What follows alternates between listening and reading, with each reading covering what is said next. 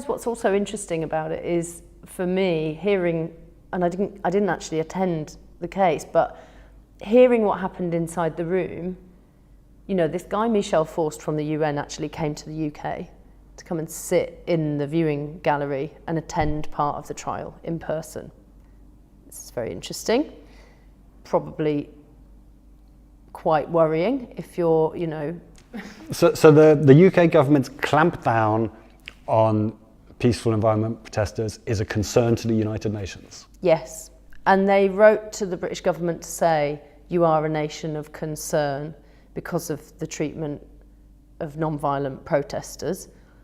The rogue state? Yeah, because, I mean, also, you know, not that long ago, Germany refused to extradite a criminal to Britain because of the state of our prisons. So we are in quite deep shit when it comes to the sort of the justice system here. It's sort of, you know, people in the other parts of the world are looking at us and going, what are you doing? On several fronts, I think, over recent years. But so they go into the trial. Michel Forst is there to keep an eye on the proceedings and find out how it's being run, because his letter to the British government was ignored. There's no response to it. And then, whilst in the dock, successive defendants basically said to the judge that they needed more time to keep on explain. They had a lot to explain to the jurors. They wanted to keep talking. And they basically, you couldn't report on this during the trial, but now it's finished, you can. The judge actually had several of the defendants arrested in the courtroom, taken down to the cells, then ended up having them held on remand, where they went to an actual prison, where they had to be then driven back in every morning to be dropped off at the courtroom and brought into like the docks that are behind glass, which is where you have to speak from if you're in jail. But of course, as a defendant who's on bail and freely moving around society, you ordinarily will stand elsewhere in the courtroom if there's a group of you. The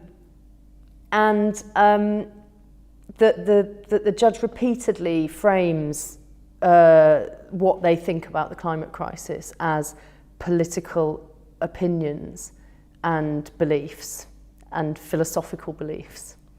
So what's also, I think, very interesting about what this case has done, and of course now as we record this, those people are still detained and they're waiting for sentencing because they've been found guilty, and they're being held on remand until they get a sentence. So, which is also, you know, they were free and on bail and living life outside until the beginning of the trial.